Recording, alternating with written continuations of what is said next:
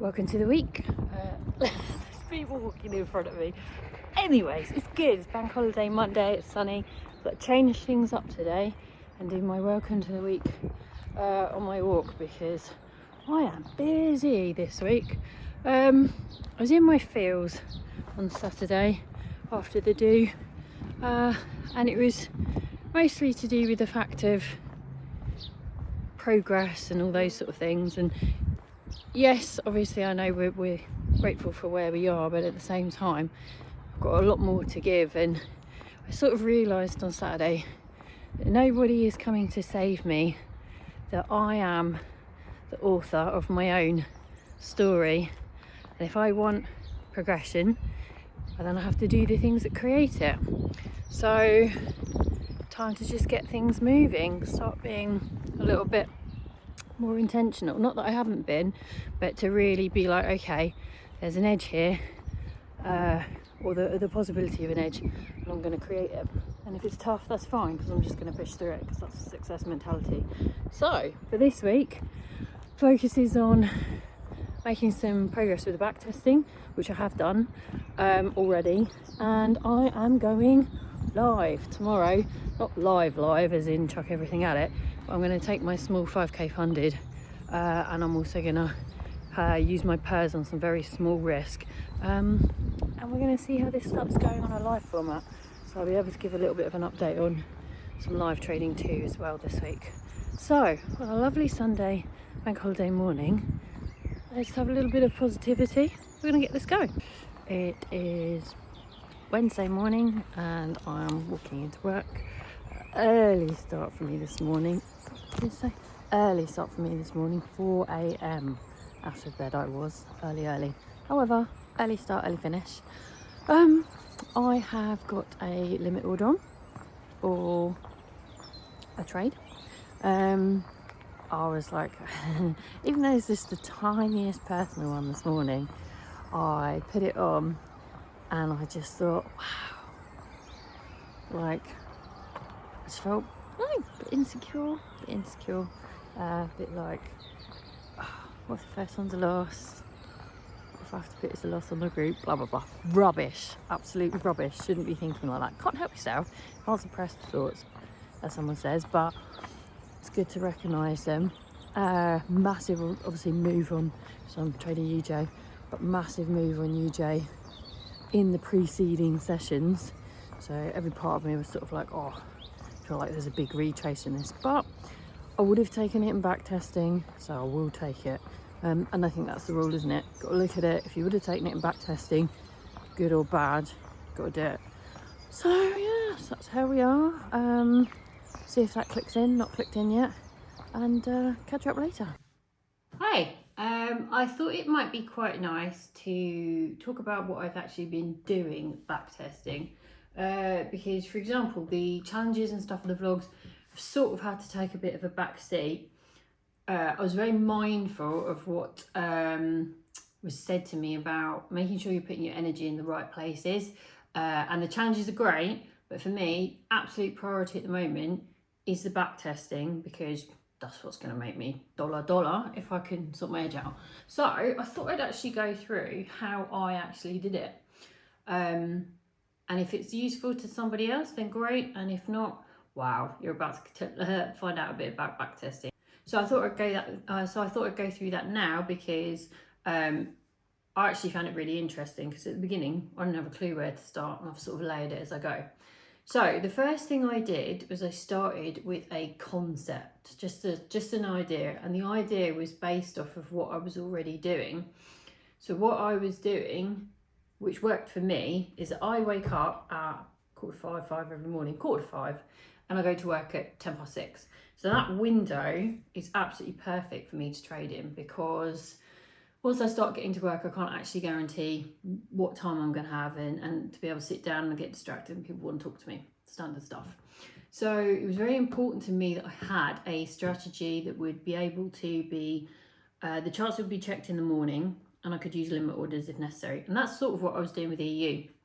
I was looking for a retrace in the time period before I sat down at 5 a.m, which got me then thinking, I don't know if you watch my vlogs, I made some flippant comment about Asia highs and lows at one point. So I had made this flippant comment about Asia highs and lows, and it got me thinking, because I'd never really looked at Asia sessions before. Lots of people talked about it. So I was like, okay, cool. Maybe I should have a look at what an Asia session is and what patterns things do in that. And I'd already decided, obviously, UJ was more trending, so that's what I was going to look at. So I looked at Asia boxes, and then I was like, okay, in theory, I'm looking for some sort of retrace into Asia that I could then run a trend off through the day. That was my core concept of what I was going to do. So I think to start off with, I literally, and this is why I had the computer up, because I thought if I bring it up for how we actually do it, I had a spreadsheet and I literally just went through, look at all the sauce, look at all the sauce, went through every single day, put in the news and the time that I had to be out by for the news, because my rule has always been 30 minutes out before red folder news for the pair that I'm in. And I literally day to day just went through, and I think I started off with, I think it was quite loose to start with. It was just every Asia box, was there a retrace in it? And it was sort of working up to a period, and then it started getting slapped with a load of losses, which is where that May 2024 thing came from.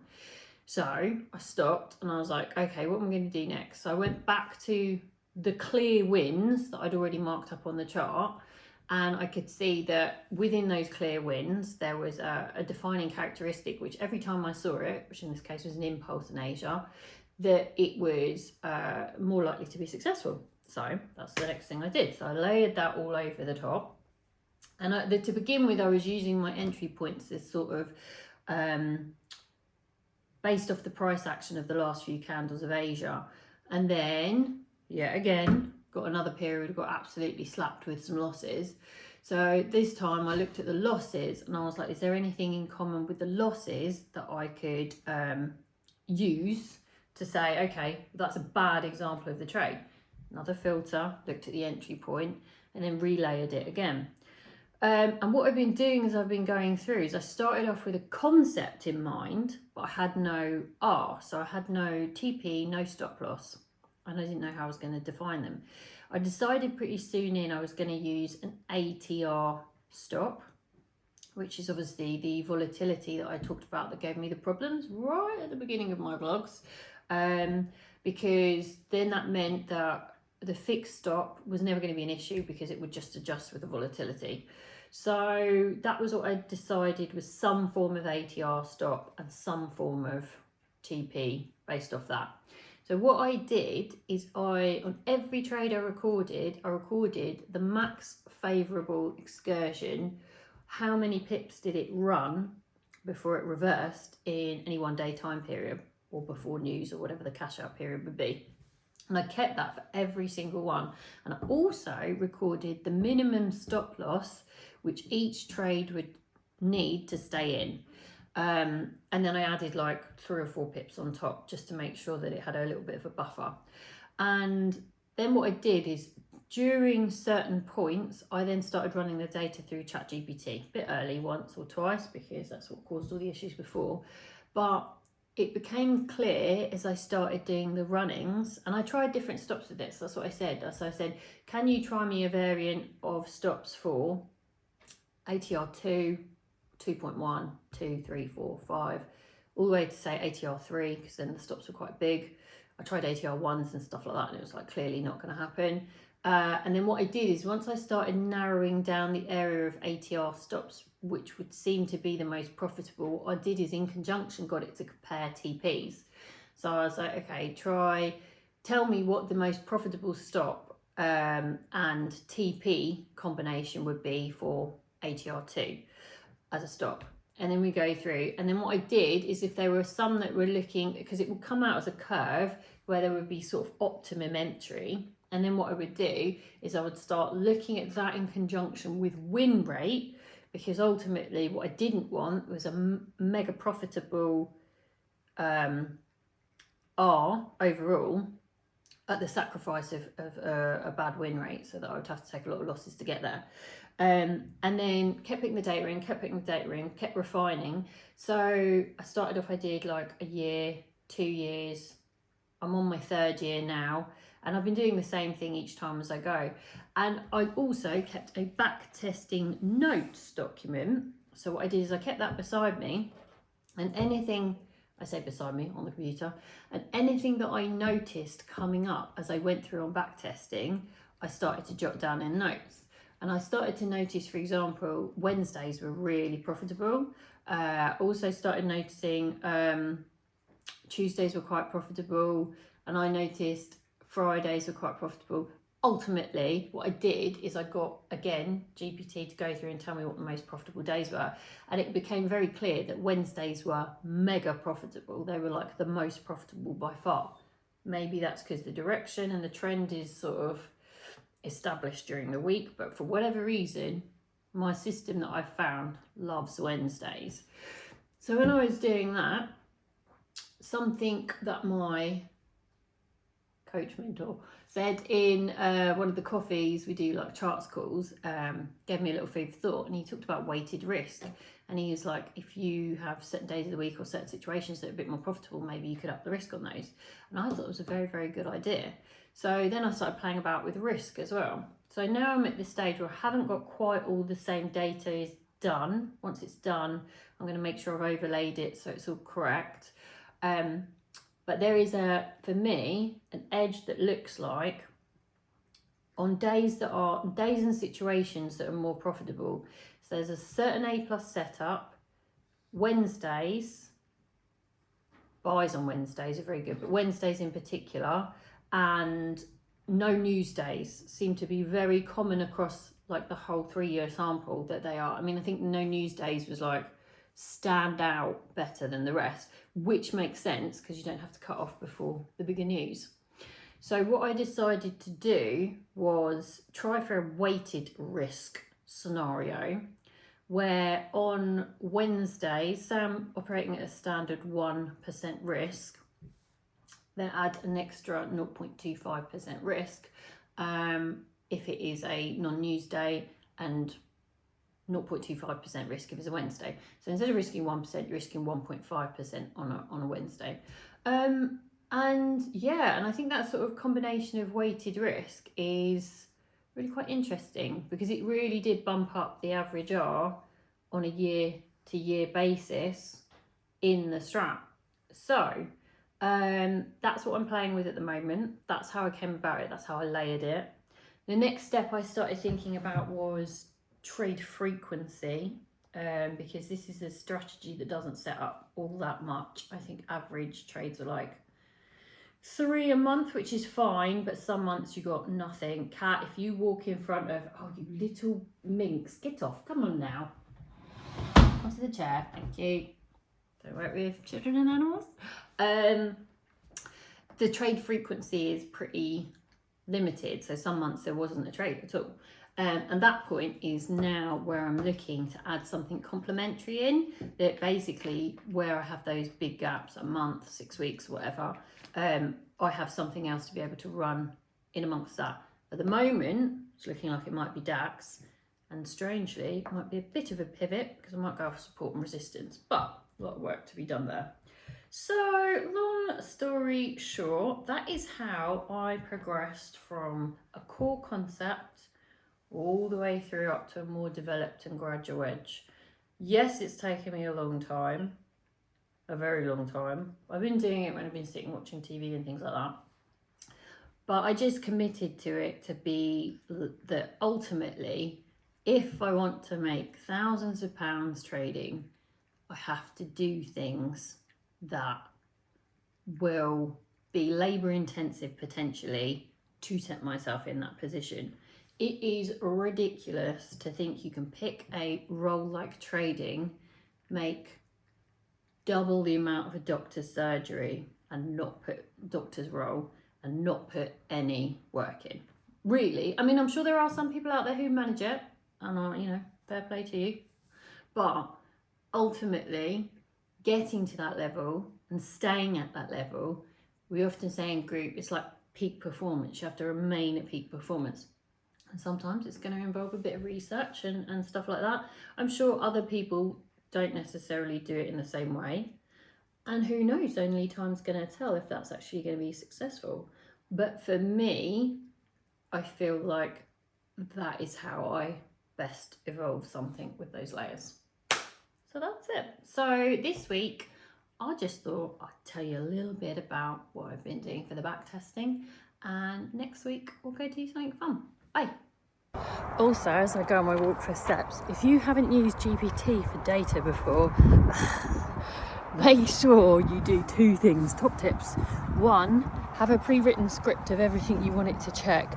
Specifically, for example, I would use something like, I need you to run the data on this sheet, remove bank holidays that are Christmas, Boxing Day, New Year's Day. I want you to treat Monday trades as 2R and weight them as 1.25 risk. I want you to look at any rows that I've marked as partial wins, and if they haven't hit full R on the max favourable excursion, treat them under the partial wins column. So I'd be very, very, very, very specific. So basically what I did is I wrote a prompt, kept it, cut and paste, and used that, because otherwise you can end up with all sorts of weird results. And two, don't believe everything GPT tells you. Do a little bit of checking as well. If it tells you there's a 2 loss streak and you know there's a 7 in there, go in and find out why not. I tried to use it for my FPL once, and God rest his soul, but GPT tried to get me to put Diogo Jota in, and I pointed out Diogo Jota is dead, sadly, and she's a she, was absolutely adamant that he is alive. So I then sent screenshots saying, no, he died here and this was it, blah, blah, blah. And then she told me it was fake news. And then I messaged her again and she said, no, don't worry, these fake news sites are very convincing. Eventually we got to the bottom of it, but it gives you an idea of you might want to be quite specific. So yeah, if you're using GPT, have some fun. Welcome to the end of the week. I thought this was going to be a short vlog, but turns out if you get me talking about back testing, it is long, if not longer, than some of my other ones.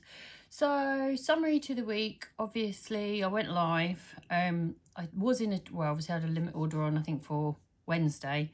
Talked myself out of that. Turns out it was valid, really. I think I was just a bit rusty going in. It would have been a BE, so it didn't really matter anyway. But I think having done a lot more back testing between now and then, I've got a bit more clarity as to, yes, this is what I should be doing, etc.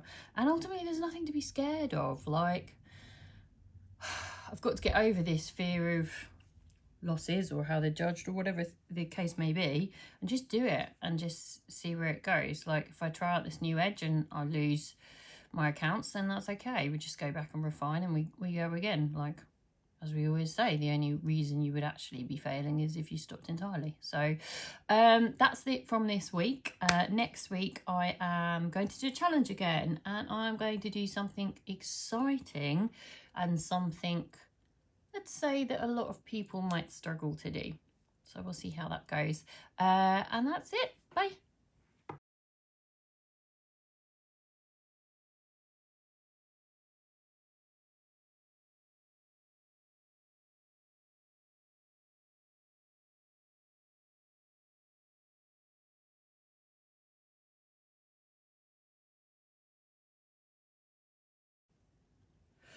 Welcome to the end of the week. I thought this was going to be a short vlog, but turns out if you get me talking about back testing, it is long, if not longer, than some of my other ones. So, summary to the week. Obviously, I went live. I was obviously had a limit order on, I think, for Wednesday. Talked myself out of that. Turns out it was valid, really. I think I was just a bit rusty going in. It would have been a BE, so it didn't really matter anyway. But I think having done a lot more back testing between now and then, I've got a bit more clarity as to, yes, this is what I should be doing, etc. And ultimately, there's nothing to be scared of. Like, I've got to get over this fear of losses or how they're judged or whatever the case may be, and just do it and just see where it goes. Like, if I try out this new edge and I lose my accounts, then that's okay. We just go back and refine, and we go again. Like, as we always say, the only reason you would actually be failing is if you stopped entirely. So that's it from this week. Next week I am going to do a challenge again, and I'm going to do something exciting and something, let's say, that a lot of people might struggle to do. So we'll see how that goes. And that's it. Bye.